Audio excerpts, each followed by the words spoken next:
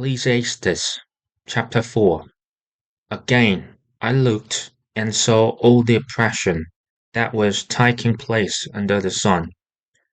I saw the tears of the oppressed, and they have no comforter. Power was on the side of their oppressors, and they have no comforter. And I declared that the dead, who had already died, are happier than the living, who are still alive. But better than both is the one who has never been born, who has not seen the evil that is done under the sun.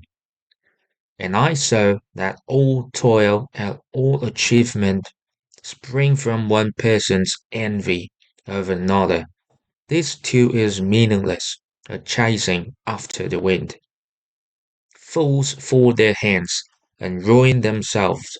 Better one handful with tranquillity than two handfuls with toil and chasing after the wind. Again I saw something meaningless under the sun. There was a man all alone. He had neither son nor brother. There was no end to his toil, yet his eyes were not content with his wealth. For whom am I toiling? He asked, and why am I depriving myself of enjoyment? This too is meaningless, a miserable business. Two are better than one, because they have a good return for their labor. If either of them falls down, one can help the other up. But pity anyone who falls and has no one to help them up. Also, if two lie down together, they will keep warm. But how can one keep warm alone? Though one might be overpowered, two can defend themselves. A cord of three strands is not quickly broken. Better a poor but wise youth than an old but foolish king who no longer knows how to heed a warning.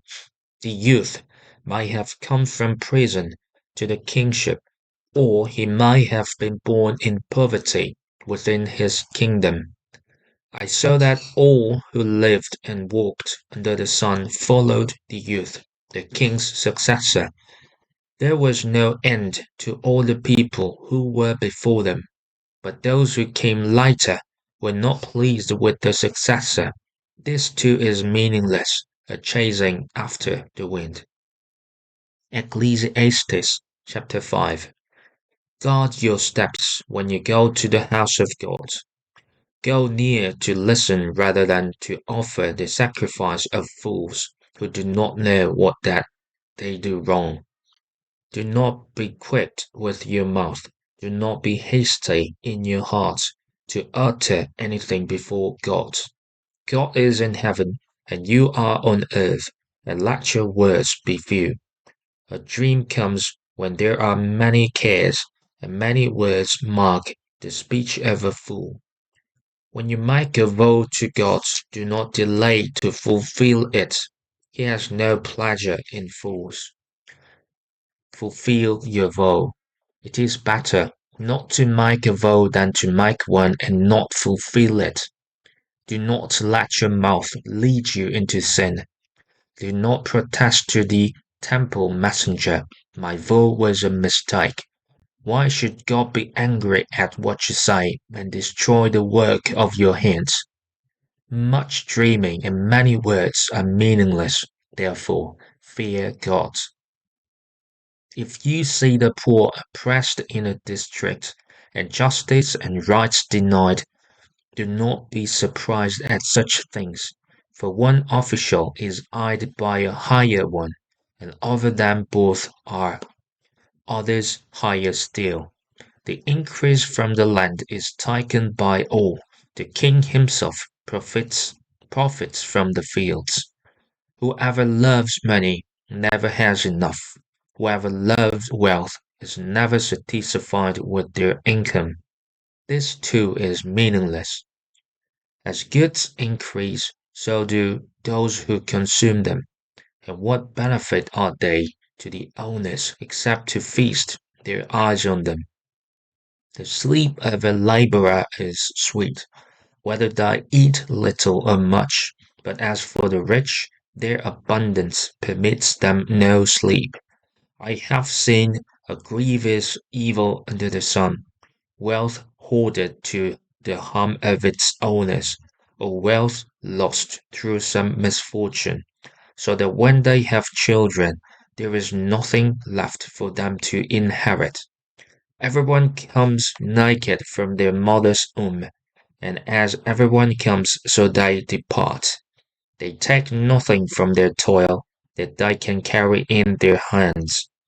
This too is a grievous evil, as everyone comes, so they depart. And what do they gain, since they toil for the wind? All their days they eat in darkness, with great frustration, affliction, and anger.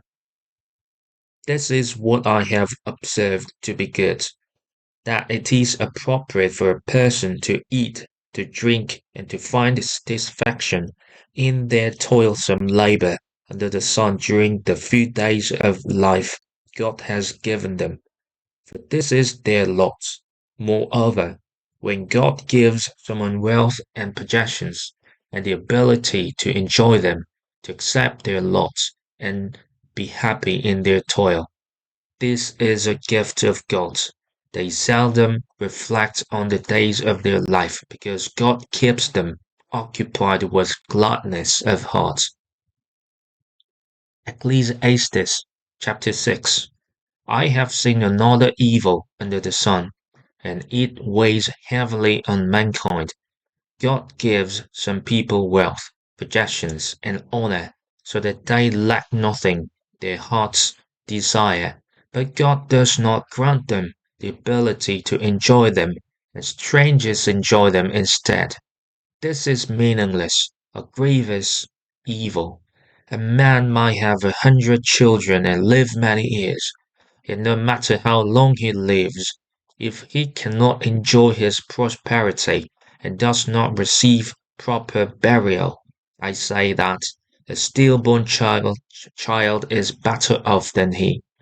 It comes without meaning, it departs in darkness, and in darkness its name is shrouded. Though it never saw the sun or knew anything, it has more rest than does that man. If even if he lives 1,000 years twice over, but fails to enjoy his prosperity, do not all go to the same place? Everyone's toil is for their mouth, yet their appetite is never satisfied. What advantage have the wise over fools? What do the poor gain by knowing how to conduct themselves before others? Better what the eye sees than the roving of the appetite. This too is meaningless, a chasing after the wind. Whatever exists has already been named, and what humanity is has been known. No one can contend with someone who is stronger. The more the words, the less the meaning. And how does that profit anyone? For who knows what is good for a person in life during the few and meaningless days they pass through like a shadow? Who can tell them what will happen under the sun after they are gone?